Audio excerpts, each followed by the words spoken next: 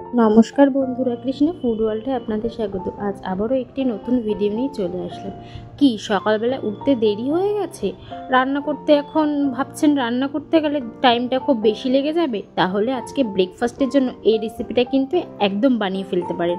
একদম 10 মিনিটে কিন্তু এই রেসিপিটা হয়ে যাবে। চলুন তাহলে জেনে নিই এই ব্রেকফাস্ট রেসিপিটা আমি 10 মিনিটে কীভাবে বানালাম। প্রথমে এক বাটি আমি সুজি নিয়েছি, তার সাথে ওর থেকে একটু ছোট সাইজের এক বাটি নিয়েছি টক দই, সাথে নিয়েছি নারকেল কোড়া, আর নিয়েছি কারি পাতা। আরও চাটনি বানানোর জন্য নিয়েছি, সেটা আপনাদেরকে পরে দেখাচ্ছি। এইদিকে প্রথমেই আমি যেই সুজিটা নিয়েছি, সাথে দই, এক বাটি সুজি আর এক বাটি দই নিয়ে নিয়েছি। আর যেই বাটিতে দই রেখেছিলাম সেই বাটি এক বাটি আমি জল দিয়ে কিন্তু ভালো করে সুজিটা প্রথমে ভিজিয়ে রাখবো। চলুন তাহলে সুজিটা এদিকে ভেজানো হয়ে গেল, তাহলে অন্যদিকে যা যাক। এবার অন্যদিকে চাটনিটা বানিয়ে নিই। সুজিটা ততক্ষণে ভেজে নিই, বেশিক্ষণ তো লাগবে না রান্নাটা করতে, তার জন্য প্রথমেই সুজিটা ভিজিয়ে দিলাম। তারপরে ওইদিকে আমরা যাব চাটনি বানাতে।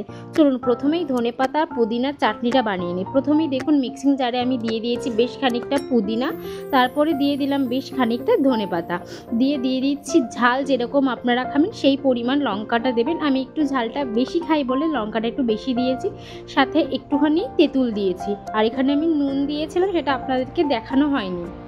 যাক, ধনেপাতা আর পুদিনার চাটনিটা তো হয়ে গেল। এবার চলুন নারকেলের চাটনিটা বানিয়ে নিয়ে যাক।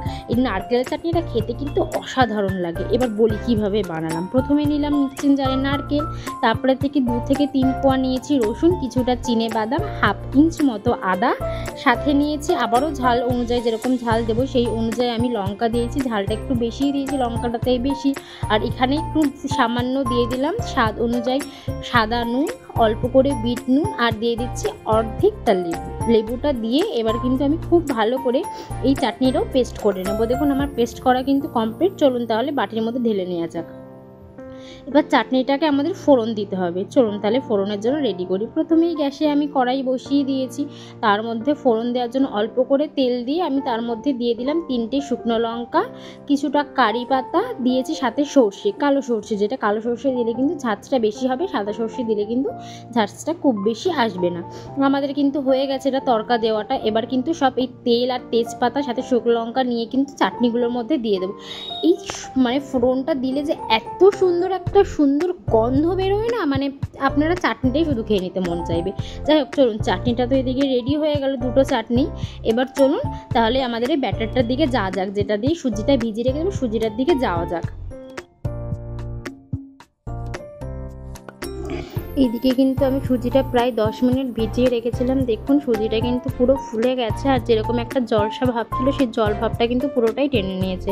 এবার সুজিটা একটা মিক্সিং জারের মধ্যে নিয়ে নিচ্ছি, নিয়ে এখানের মধ্যে আবার অল্প পরিমাণ জল দিয়েছি। যে বাটিটাই দই নিয়েছিলাম সেই বাটির 1/2 বাটি জল দিয়েছি। দিয়ে এখানে স্বাদ অনুযায়ী বিট নুন ও স্বাদ অনুযায়ী সাদা নুন, সাথে চিনি দিয়ে কিন্তু ভালো করে এটা একটা পেস্ট করে নিতে হবে।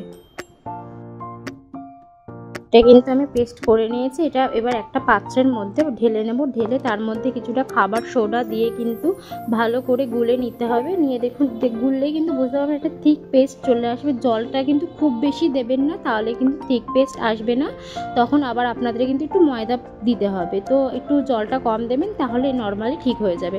এবার আমি ননস্টিকের একটা কড়াই বসিয়ে দিয়েছি গ্যাসের উপরে, তার মধ্যে একটু তেল ব্রাশ করে দিয়েছি। এতে কিন্তু খুব তেল লাগে না বললেই চলে, খুব কম পরিমাণ তেল দিয়ে করলেই হয়ে যায়। দেখুন আমি কিন্তু ঢাকা দিয়ে দিয়েছিলাম 5 মিনিটের জন্য, করে কিন্তু নামিয়ে নিয়েছি। এটা খুব বেশি সময় লাগে না, 2 মিনিট মতন ঢাকা দিয়ে রাখলেই হয়ে যায়। দেখুন এক একটা করে কিন্তু আমি এবার করে নিচ্ছি। এখন আমার কিন্তু সবকটা রেডি হয়ে গেছে। বললাম না, আপনাদের যদি হাতে খুব কম সময় থাকে তাহলে এই রান্নাটা কিন্তু আপনারা করে নিতেই পারেন। যদি মনে করেন সকালেও খেতে পারবেন, আর ইচ্ছা হলে যদি সন্ধ্যেবেলা স্ন্যাক্সে যদি খেতে চান তাও খেতে পারবেন। এটা এমনই একটা সুস্বাদ খাবার যেটা সবারই ভালো লাগে। আপনারাও কিন্তু বাড়িতে বানিয়ে একবার ট্রাই করে দেখবেন।